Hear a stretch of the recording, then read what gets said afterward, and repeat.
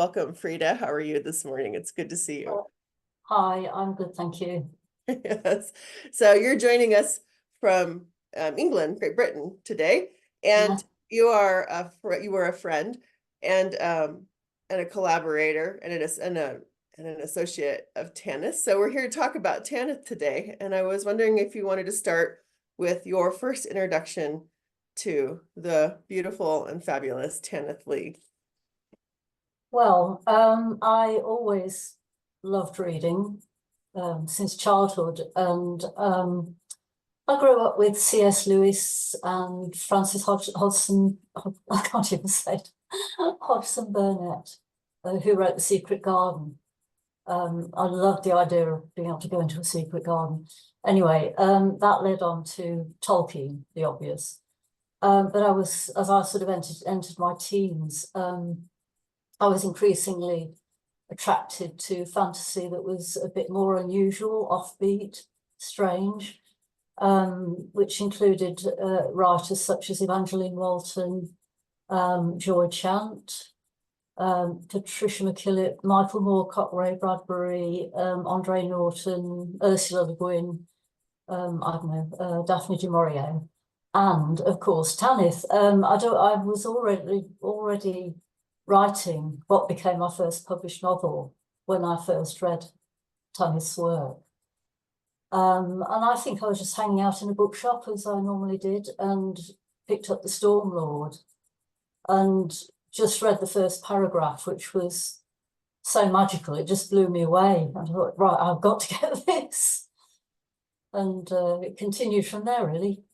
Right. And so your first book that you published was in 1970s, correct? Is that correct? I wrote it in the 70s. I actually first got it published in, I think, 1986. Oh, okay, great. I was at college at the time, and it took me a while of working on the manuscript, finding an agent, finding a publisher, finally seeing it in print. So yes, it's quite a long journey. Yeah. That's fabulous. So you'd read The Stormlord, and then you were reading some of her work, and then you finally met Tanith. Can you tell us a little bit about that? Yes, because I think I met her in 1988, and there was a world convention held in Brighton.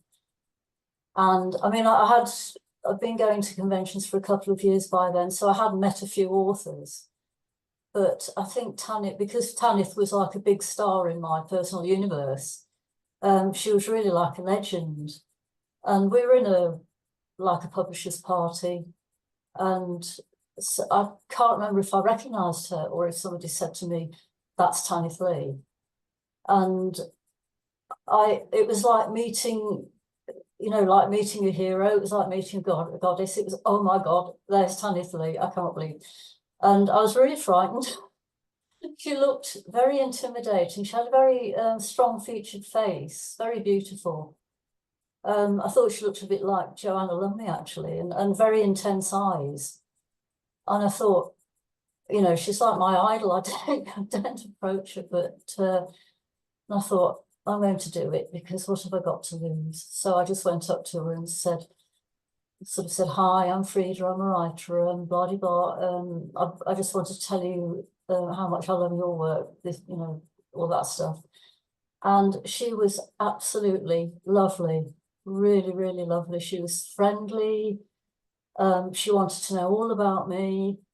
We had a fabulous conversation. The next day, she took me out to lunch. And she said, anytime you come down to London, let me know and I'll take you for lunch. And we did that several times, kept in touch in those days through sort of cards, letters and that. But the thing was that that's what she was like. She loved meeting other writers. She was extremely encouraging to, people like me who were really new. And she would take, not just me, but, numerous other, I'm not sure about male writers, but definitely female writers. She would kind of take us under her wing, give us some encouragement. She loved talking about writing. She always wanted to know what we were doing. And she was so kind. She would, if you said to, you know, asked her, maybe you could read this book and do a quote for the cover, she was more than thrilled to do it.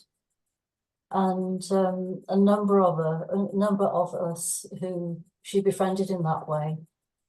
She came to think of us as her nieces, which was really lovely. And hence, many years later, we